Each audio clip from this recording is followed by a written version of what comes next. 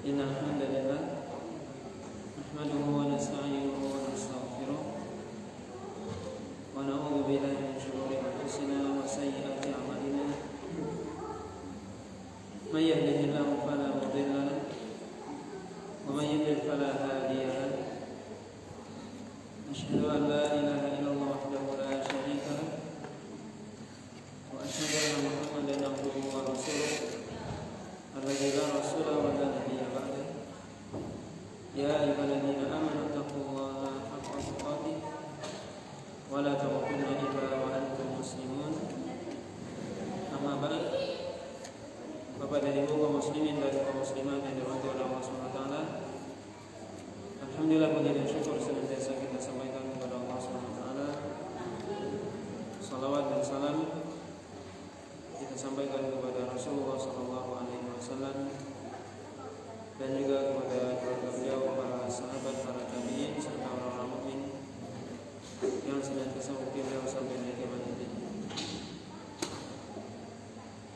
Pada malam hari ini kita lanjutkan pembahasan dari tafsir surah An-Nisa ayat yang ke 172. Allah SWT berfirman, A'udzubillahi minasyaitonir rajim. La yastankifu al-masihu an yakuna 'abdan lillahi wa lal malaikatul muqarrabun.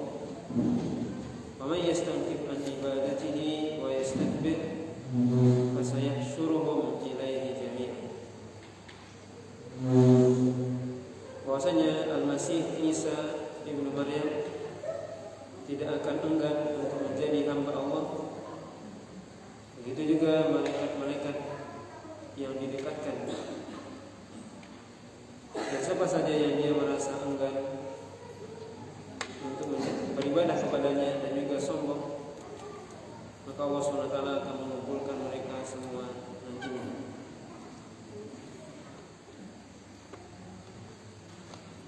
Bapak dan Ibu yang dirahmati oleh Allah SWT, ayat sebelumnya menjelaskan tentang bagaimana Allah SWT melarang orang-orang kitab untuk ghulu atau berlebihan terhadap nabinya, yaitu orang-orang Nasrani tidak berlebihan dalam mengagungkan Nabi Isa sampai mengangkat Nabi Isa sebagai Tuhan. Maka Allah SWT melarang. Maka dalam ayat 172 ini Allah SWT justru membantah perkataan mereka, anggapan mereka, bahwasanya justru Al-Masih yaitu Isa atau Nabi Isa alaihissalam justru hamba Allah. Dan Nabi Isa la yastankif.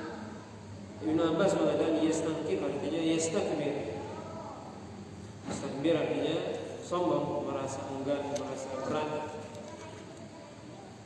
Allah kata la yastankif, bahwasanya tidak akan, Nabi Isa tidak akan merasa enggan, merasa berat, merasa sombong untuk menjadi hamba Allah.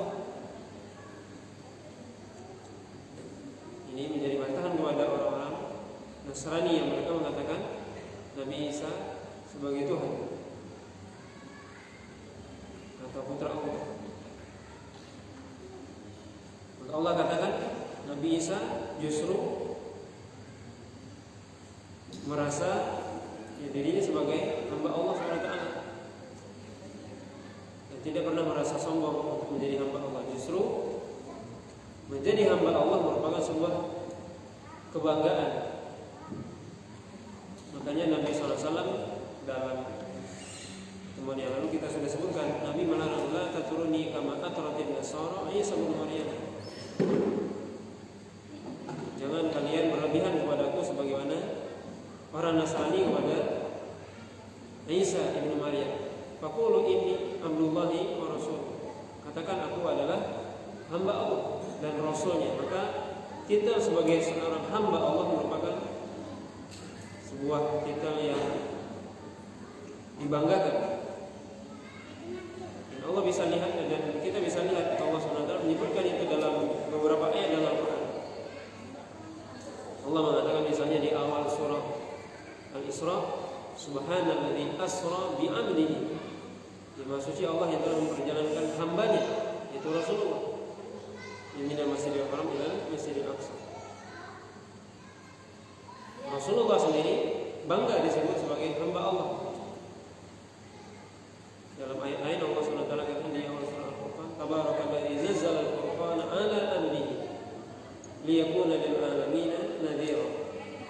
Maka beberapa ayat dalam Al-Quran menyebutkan tentang Rasul, tentang bahwasanya beliau adalah hamba Allah. Begitu juga Nabi Isa. Allah katakan bahwasanya Nabi Isa tidak akan sombong, tidak akan enggan, tidak akan berat baginya untuk menjadi hamba Allah. Justru sebaliknya, merasa bangga menjadi hamba Allah. Dan kita juga seperti itu mestinya, menjadi hamba Allah, bukan menjadi hamba dunia, tapi menjadi hamba Allah. Walal malaikatul muqarrabun. Begitu juga para malaikat, mereka tidak pernah sombong. Mereka justru bangga menjadi hamba Allah SWT.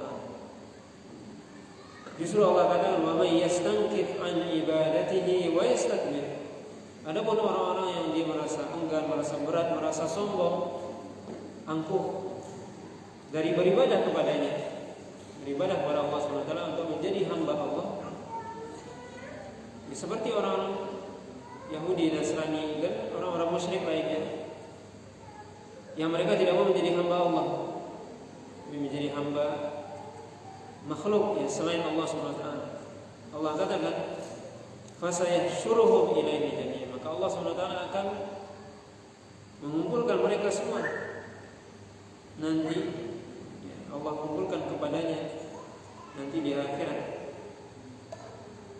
Ini merupakan sebuah peringatan dari Allah SWT bahwasanya orang-orang yang tidak mau beribadah kepada Allah SWT, tidak mau menjadi hamba Allah, Allah peringatkan bahwasanya kalian akan dikumpulkan oleh Allah SWT, akan dikembalikan kepada Allah SWT semuanya. Kemudian ayat selanjutnya Allah katakan, "Fa'ammal ladzina amanu wa 'amilus shalihat fayuwaffihim ujurahum wa yaziduhum min fadlih." Dan adapun orang-orang yang beriman dan kemudian dia beramal saleh, beriman kemudian beramal saleh, fayuwaffihim ujurahum, maka Allah SWT memberikan kepada mereka pahala atas amalan mereka. Maka syarat kita mendapatkan balasan dari Allah beriman dan beramal soleh. Artinya orang yang tidak beriman, walaupun dia beramal baik, tidak mendapatkan ganjaran dari Allah. Begitu juga orang yang beriman tapi dia tidak beramal, juga tidak mendapatkan. Maka Allah katakan orang yang beriman dan beramal soleh, maka ini konsekuensi dari iman adalah amal. Mereka itulah yang akan Allah berikan pahala bagi mereka. Wa yaziduhum min fadli, dan Allah SWT tambahkan keutamaan, karunia kepada mereka. Allah SWT berikan kepada mereka surganya, di mana seorang hamba masuk dalam surga itu karena karunia dari Allah SWT. Maka orang beriman dan beramal saleh bagi mereka pahala, ganjaran, balasan, dan juga surga Allah SWT. Wa amman ladzina istankafu wastakbaru. Adapun orang-orang yang mereka merasa enggan, merasa sombong untuk beriman, untuk beramal saleh, enggak mau beriman, enggak mau beramal saleh,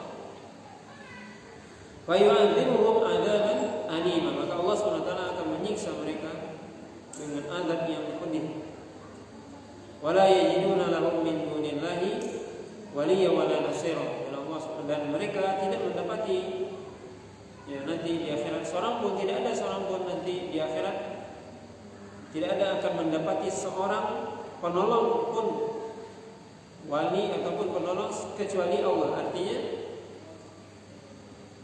orang-orang yang mereka enggan untuk beribadah kepada Allah, orang-orang yang sombong, tidak beriman kepada Allah dan Rasulnya,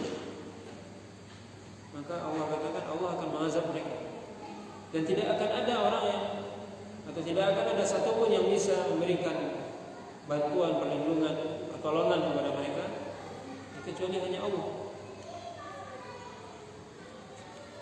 Di akhirat tidak ada yang bisa menolong kecuali hanya Allah SWT. Kemudian Allah lanjutkan dalam ayat 174, Ya ayyuhan nas qad ja'akum burhanun min rabbikum wa anzalna ilaikum nuran mubina. Wahai manusia, telah datang kepada kalian burhan, yaitu penjelasan yang jelas atau bukti yang jelas. Sebagian ahli tafsir mengatakan yaitu Rasul yang membawa penjelasan. Telah datang kepada kalian bukti yang jelas, bukti yang sangat jelas, yang burhan. Min rabbikum, yaitu dari Allah SWT. Katanya Rasul, Allah SWT mengutus para nabi dan Rasul merupakan bukti, merupakan penjelasan yang nyata, yang jelas bagi manusia, sehingga tidak ada uzur tidak beriman kepada Allah. Wa anzalna ilaikum nuran mubina, dan telah kami turunkan kepada kalian nur. Para ahli tafsir mengatakan nur Al-Quran, cahaya yang jelas, yaitu Al-Quran. Di mana Al-Quran disifati dengan nur, cahaya. Di mana Al-Quran memberikan cahaya bagi orang yang membacanya, baik di dunia ataupun di akhirat. Orang yang baca Al-Quran lebih bercahaya, dia mengetahui mana yang hak, mana yang batil. Ini cahaya, ini petunjuk. Begitu juga di akhirat, Al-Quran akan menjadi syafaat bagi orang-orang yang membacanya dan mengamalkannya. Maka Allah katakan, ya, telah datang kepada kalian yaitu Rasul, yang mana Rasul membawa Al-Quran, cahaya yang jelas. Maka dia dalam Al-Quran sudah jelas petunjuk. Al-Quran petunjuk. Al-Quran ibaratnya cahaya dalam kehidupan kita, karena dalam Al-Quran sudah dijelaskan mana yang hak, mana yang batil, mana iman, mana kekufuran, mana Islam, mana kesyirikan, mana yang benar, mana yang salah. Itu ibaratnya cahaya, petunjuk. Maka Al-Quran adalah petunjuk yang jelas. Maka tidak ada lagi yang tidak jelas. Dalam Al-Quran sudah dijelaskan semuanya. Kemudian Allah lanjutkan, fa ammal ladzina amanu billah wa aqtasamu bih. Adapun orang-orang yang beriman kepada Allah, wa aqtasamu bihi, kemudian dia berpegang teguh dengan hal tersebut, yaitu berpegang teguh dengan beriman kepada Allah. Dia pegang iman kepada Allah SWT dengan benar. Ya, tentunya konsekuensi dari beriman kepada Allah apa? Beriman kepada Rasulnya dan beriman kepada kitabnya. Ini konsekuensi. Seorang ketika dia beriman kepada Allah, berarti dia harus beriman kepada Rasul yang Allah utus, dan juga harus beriman kepada kitab yang Allah turunkan, yaitu Al-Quran.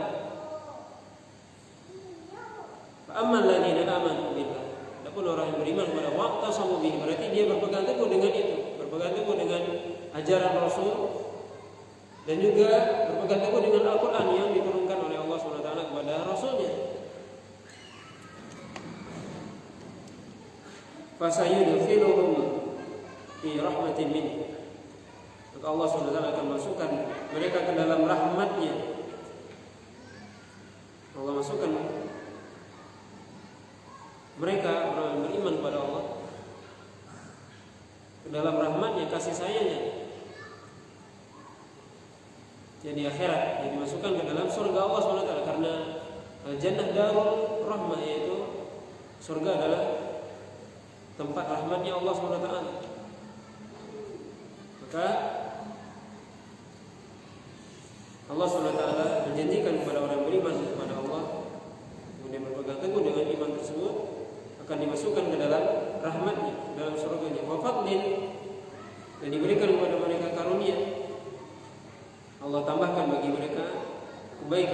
yahdihim ilaihi siratan mustaqim.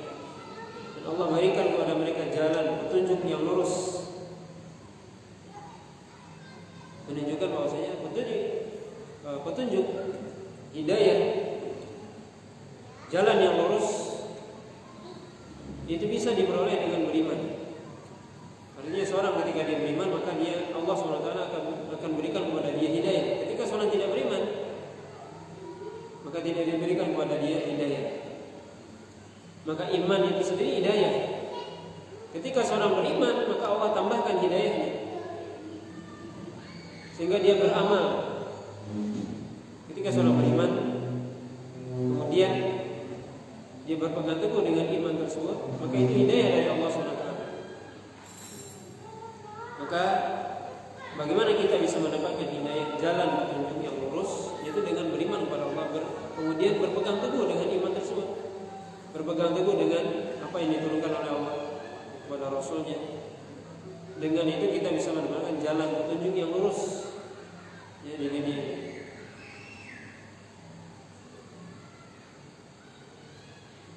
Bapak dari ini bermati Allah SWT, maka jalan hidayah tidak mungkin bisa kita dapatkan kecuali dengan kita beriman kepadanya.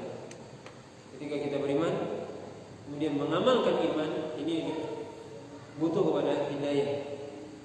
Ketika kita mendapatkan kebenaran, kemudian untuk mengamalkan kebenaran, maka ini butuh hidayah Allah SWT. Kemudian Allah SWT menutup surah yang mulia ini dengan firman-Nya dalam ayat yang terakhir dari surah Nisa ayat 176. Allah SWT mengatakan yastaftunak qulillahu yuftikum fil kalam in imru'un halaka laysa lahu waladun wa lahu ukhtun falaha nisfu ma tarak wa huwa yarithuha in lam yakul laha walad fa in kanat ithnatayn falahuma thuluthani mimma tarak wa in kanu ikhwatan rijalan wa nisaan falidhakari mithlu hadhil unthayayn yubayyinu Allahu lakum an tadillu wallahu bikulli syai'in alim. Mereka bertanya kepada engkau wahai Muhammad, maka katakanlah Allah berfatwa, Allah yang menjawab. Qulillahu yuftikum, Allah SWT yang akan berfatwa. Mereka meminta fatwa kepada engkau wahai Muhammad, katakan wahai Muhammad, Allah yang akan berikan fatwa. Allah yang akan menjawab. Tentang apa? Al-kalalah. Apa itu al-kalalah? Disebutkan dalam ayat, dalam kalimat selanjutnya. Ini merupakan halaka laisa lahu waladun wa lahu ukhtun falaha nisfu ma tarak wa huwa yarithuha in lam yakul laha walad. Yaitu jika seorang meninggal kemudian dia tidak memiliki anak. Seorang laki-laki meninggal kemudian dia tidak memiliki anak. Walahu ukhtun, kemudian laki-laki yang meninggal ini punya saudari. Falaha nisfu ma tarak, maka baginya, bagi saudarinya tersebut yang mewarisi dia separuh harta yang dia tinggal.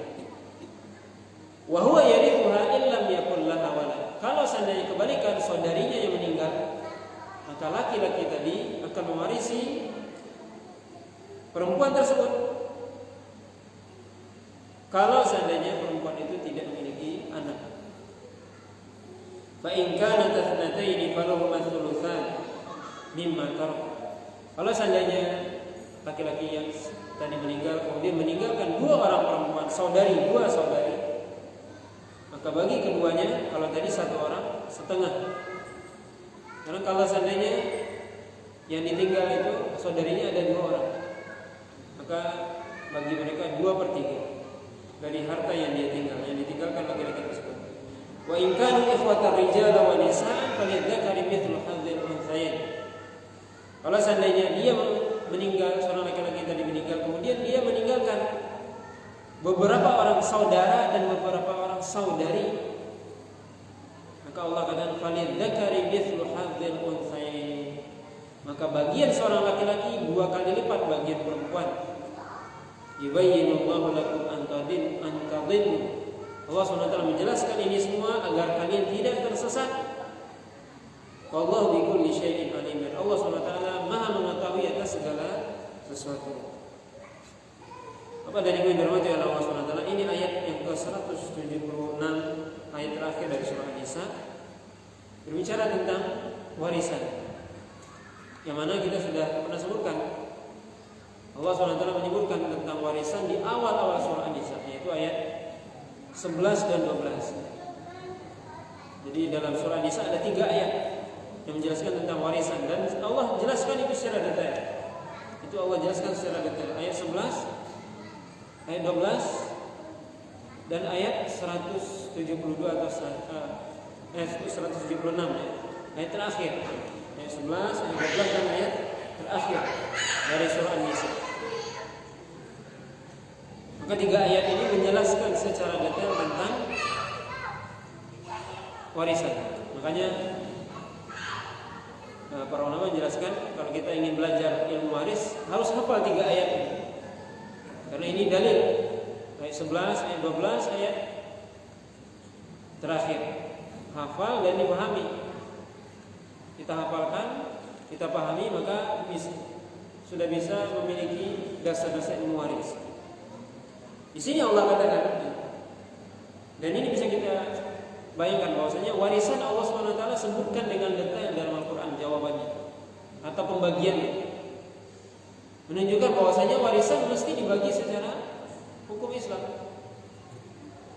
Yang kadang hari ini warisan tidak dibagi secara Islam, tapi mengikuti adat dan sebagainya. Padahal Allah SWT detail dalam Al-Quran. Salat itu tidak detail dalam Al-Quran. Allah SWT wa aqimus shalah. Puluhan kali Allah ulang cuma wa aqimus shalah. Wa atuz zakah. Tidak detail dalam Al-Quran. Tapi warisan detail. Terperinci maksudnya. Allah rinci dalam 3 ayat dalam surah An-Nisa. Menunjukkan pentingnya pembagian warisan. Tujuannya apa? Supaya tidak terjadi kezaliman, supaya adil, dan pembagian Allah tentunya adil. Allah katakan dalam ayat ini, yastaftunaka, itu mereka bertanya kepada engkau tentang al-kalalah.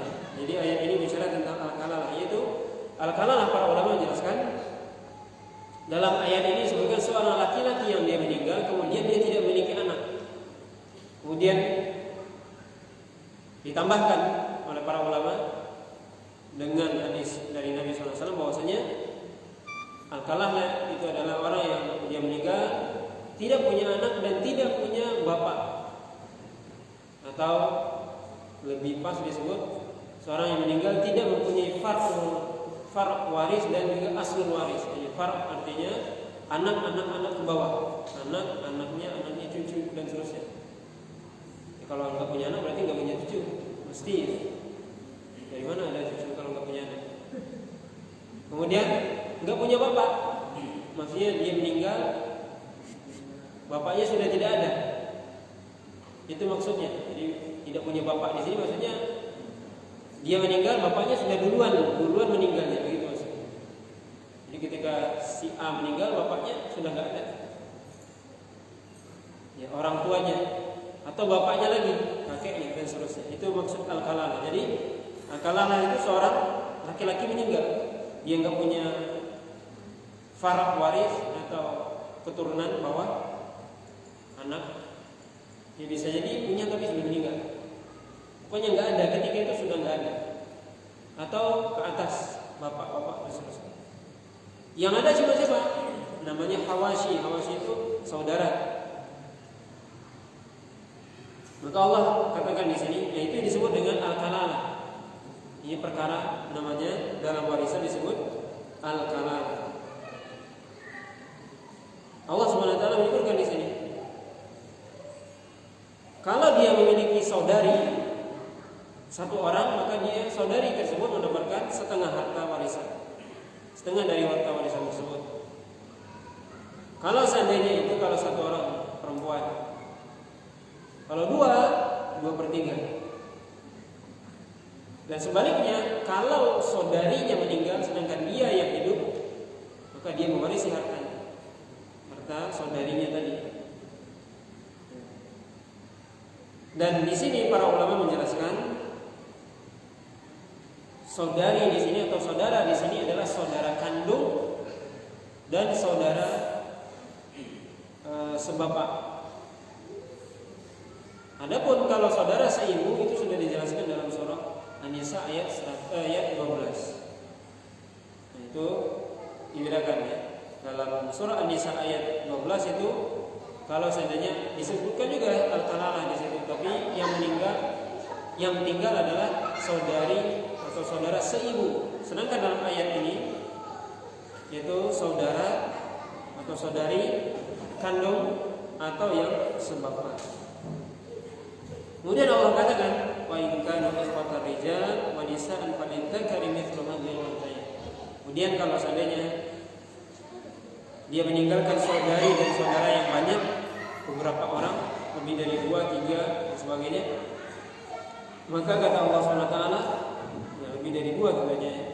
Karena kalau 2 tadi saudari, maka mewarisi 2/3. Maka kata Allah, lidzakari mithlu hadzal unthayayn. Maksudnya laki-laki mendapatkan 2 kali perempuan. Ini pembagian.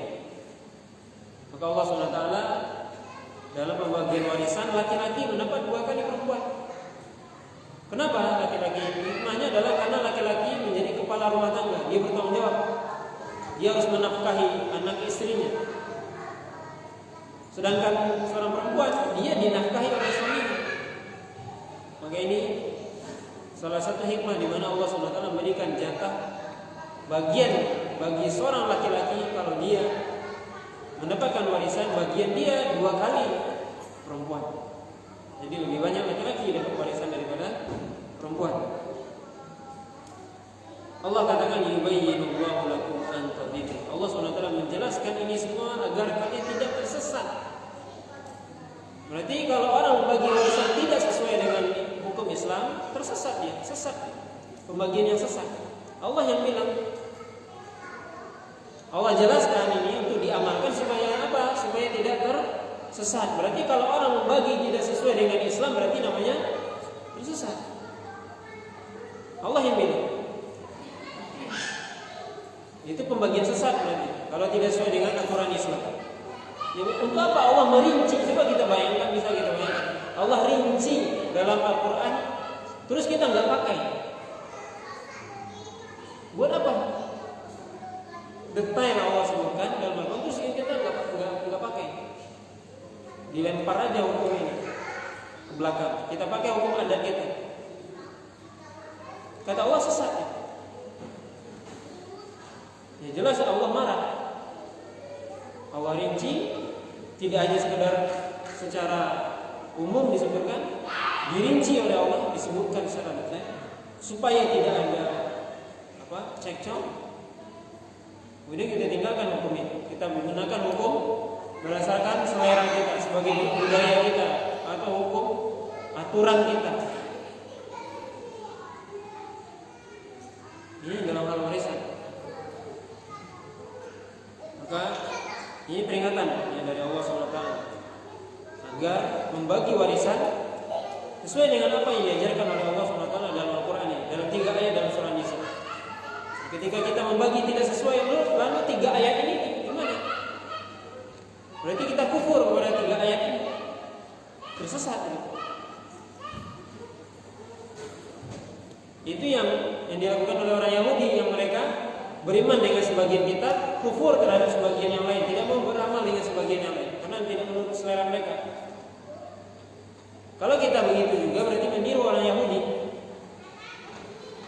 Ketika warisan, nah kita ikuti Al-Quran. Padahal Allah sudah rinci. Buat apa Allah rinci kalau untuk tidak diamalkan? Maka ini penting. Kenapa? Karena kita bisa lihat banyak terjadi cekcok dan sebagainya ketika tidak diterapkan hukum Allah.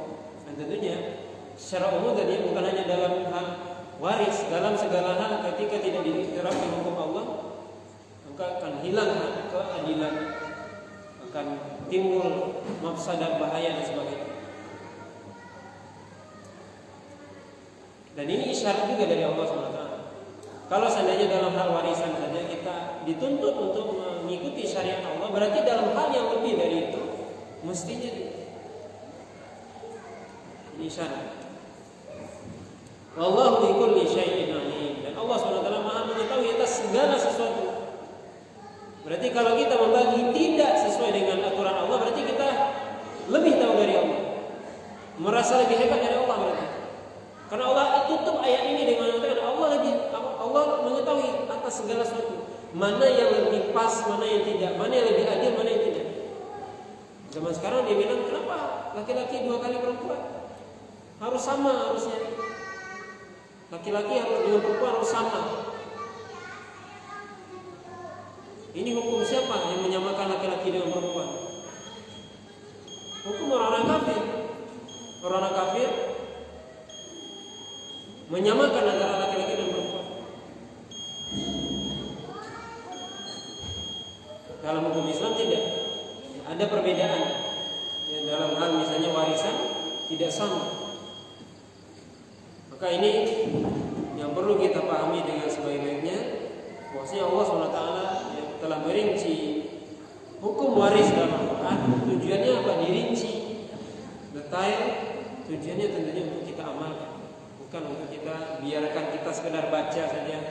Ya, baca Al-Quran, kita baca Al-Quran, tapi tidak kita amalkan. Bahwa dari kaum muslimin dan kaum muslimat yang dirahmati oleh Allah SWT, maka ini pembahasan dari surah An-Nisa yang ditutup oleh Allah SWT dengan pembahasan al-kalalah dalam warisan. Mudah-mudahan apa yang kita baca dan yang kita dengar mudah-mudahan bisa kita amalkan, dan sehingga ilmu yang kita dapatkan bermanfaat di dunia dan di akhirat. Insyaallah pada kesempatan yang akan datang kita akan lanjutkan pembahasan nantinya, itu tafsir surah Al-Maidah. Wallahu ta'ala alam. Subhanallahi wa bihamdihi, asyhadu an la